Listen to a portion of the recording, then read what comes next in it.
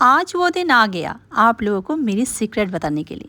हरे कृष्ण दोस्तों, मैं भारती गुवाहाटी से। वैसे तो सावन स्टार्ट हो गया है और आज सावन का तीसरा सोमवार है, लेकिन मेरे लिए तो पहला सोमवार है। वैसे तो मैं घर पे पूजा करती हूँ, लेकिन मेरे घर में कोई शिवलिंग नहीं है, तो आज मैं अपने हाथ से शिवलिंग बनाकर उसी शिवलिंग को पूजा करूंगी। तो मेरे प्रभु कन्हैया राधा रानी को मैंने स्नान करा के श्रृंगार करा के मैंने बिठा दिया है और अभी मैं भी तैयार हो रही हूँ। तो तैयार होने में मुझे लग रहा है कि कुछ अधूरा रह गया, तो इसलिए मैं ये गजरा लगा रही हूँ। तो ये लगाने से मतलब लग रहा है कि मैं एकदम कंप्लीट सज धज के रेडी हो गई हूँ। सावन का महीना है तो ग्रीन कलर की साड़ी तो पहनना पड़ेगा और ग्रीन कलर की चूड़ी भी तो पहनना पड़ेगा। हर साल सावन महीने के जितने भी सोमवार है ना, मैं इस तरह से सज धज के भगवान की पूजा अर्चना करती हूँ। आप लोग देखते हो मेरे घर पे गोपाल है, राधा रानी है और मेरे छोटे छोटे कन्हैया है। बहुत लोग ऐसा सोचते हैं कि इतना पूजा पाठ करने की जरूरत ही नहीं, लेकिन मुझे लगता है पूजा पाठ करने से जो शांति मिलती है, जो आनंद मिलती है ना, वो मुझे किसी भी काम में नहीं मिलती। सुबह में क्लास जाने से पहले मैं भगवान को उठाकर स्नान करा के पूजा देकर भगवान को दूध की भोग लगाकर ही मैं घर से निकलती हूँ। मेरी फर्स्ट प्रायोरिटी है पूजा करना, मेरे गोपाल सेवा करना, फिर उसके बाद मैं अपने परिवार के लिए खाना बनाती हूँ। लगभग 3 साल हो गया है दोस्तों मैं गोपाल सेवा करी हूँ। जब मैं वृंदावन गई थी 3 साल पहले, तब मैं वृंदावन से मैं कन्हैया लाई थी। तब से मैं भगवान की मैं सेवा अर्चना करने की कोशिश कर रही हूँ। मैं ये तो नहीं कह रही हूँ कि मैं बहुत अच्छे से कर रही हूँ, लेकिन हाँ, कोशिश तो जरूर मैं करती हूँ। मैं बचपन से ही महादेव की बहुत बड़ी भक्त हूँ। मैं बचपन से ही महादेव की पूजा करती थी, शिवरात्रि करती थी, 16 सोमवार व्रत करती थी।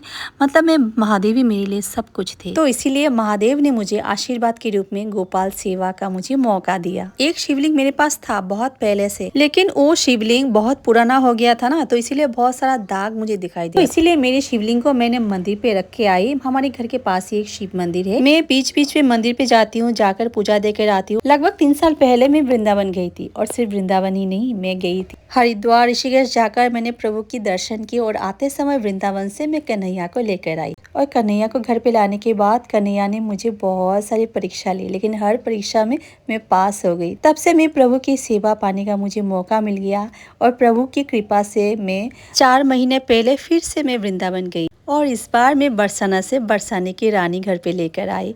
और तब से मेरा जीवन अलग सा हो गया, बिल्कुल अलग सा हो गया। जो भी मैं सोचती हूँ वो हो जाता है, जो भी मैं पाने की इच्छा करती हूँ वो मुझे मिल जाता है। कोई भी चीज अगर मुझे खाने का मन करे ना, तो अगले दिन वो घर पे आ जाते हैं। पता नहीं दोस्तों क्यों ऐसा मेरे साथ हो रहा है। तो देखिए, आपसे बात करते करते मैंने शिवलिंग बना ली। जब पूजा के लिए मैं थाली लेकर आई थी, तब मुझे कुछ अधूरा अधूरा सा लग रहा था, तो फिर से मैंने अपने हाथ से शिवलिंग को अच्छी तरह से मैंने बनाया। क्योंकि भगवान को पहले पूजा करने से पहले गणेश भगवान, कार्तिक भगवान, अशोका सुंदरी, फिर उसके बाद माता पार्वती को जल चढ़ाना चाहिए, दूध चढ़ाना चाहिए। हमें ऐसा लगता है कि शिवलिंग अकेले है, लेकिन बिल्कुल नहीं। महादेव तो अपने परिवार के साथ रहते हैं। बिना परिवार को दिए महादेव कभी स्वीकार नहीं करते। अगर श्रद्धा भक्ति से हम महादेव को सिर्फ एक बेलपत्र और एक लोटा जल अगर हम अर्पण करेंगे, इससे महादेव खुश हो जाते हैं। आज की पूजा में मैं अपने लिए भगवान से कुछ भी नहीं मांग रही हूँ। आज मैं प्रभु से उन लोगों के लिए मदद मांग रही हूँ। असम में बाढ़ की वजह से बहुत ज्यादा प्रॉब्लम में फंसे हुए हैं। खाने के लिए तो उनको सामान मिल रहा है, लेकिन उन लोगों का घर चला गया है, उनको का परिवार बिछड़ गया है। काफी सारे लोगों की जान चली गई है। कई लोगों के पालतू जानवर जैसे गाय, बछड़े, बिल्ली, कुत्ते सब पता नहीं कहाँ गुम हो गए, सब पानी में बह गए हैं। इसी तरह से कई लोग गुम हो गए हैं। बहुत लोग ऐसे भी हैं जिनके घर तो है, लेकिन परिवार के लोग पता नहीं कहाँ चले गए। हमने अपने तरफ से थोड़ी तो मदद करने की कोशिश की, लेकिन हम क्या कर सकते हैं। जिनके ऊपर जो बीता है वही समझ सकते हैं क्या होता है दर्द, क्या होती है प्रॉब्लम। सोने के लिए बिस्तर नहीं है, खड़े होने का एक जगह नहीं है, चारों तरफ से गंदगी। आज मेरे महादेव से एक ही प्रार्थना है, जो लोग बाढ़ पीड़ित है उनको शक्ति दे, जो प्रॉब्लम वो लोग फेस कर रहे हैं इसके लिए उन्हें हिम्मत दे। जब भी मैं अपने महादेव से कुछ मांगती हूँ ना, मेरे महादेव कभी भी मुझे निराश नहीं करते, वो जरूर मुझे पूरा कर देते हैं। जब भी मेरे जीवन में प्रॉब्लम्स आए थे, तब भी मैंने 16 सोमवार का व्रत किया था,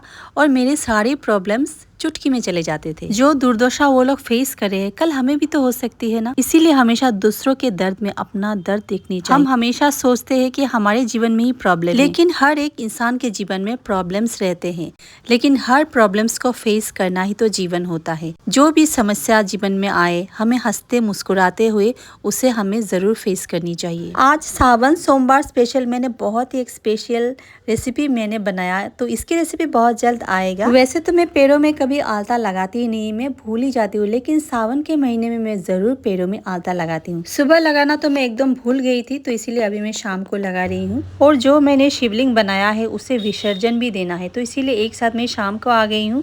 और देखिए मैंने महादेव को पहले आरती की, फिर उसके बाद और जो मैंने शिवलिंग बनाया था ना उसे मैं पानी डालकर विसर्जन कर दूंगी। ये नियम होता है। नेक्स्ट सावन सोमवार में मैं फिर से शिवलिंग बनाऊंगी इस तरह से मिट्टी से, और फिर से मैं पूजा दूंगी। तो फ्रेंड्स, आज की मेरी सावन सोमवार स्पेशल ब्लॉग आपको कैसे लगे प्लीज मुझे कमेंट करना बिल्कुल मत भूलिएगा। अगर आपको ये ब्लॉग अच्छी लगे तो प्लीज इसे शेयर कर दीजिएगा, और हाँ, सब्सक्राइब नहीं किया है तो प्लीज चैनल को सब्सक्राइब कर दीजिएगा। आज के लिए बस इतना, फिर मिलूंगी आपसे और एक नया फ्रेश वीडियो या ब्लॉग के साथ। तब तक के लिए अपना ध्यान रखिएगा, ख्याल रखिएगा। हरे कृष्ण, राधे राधे, ओम नमः शिवाय।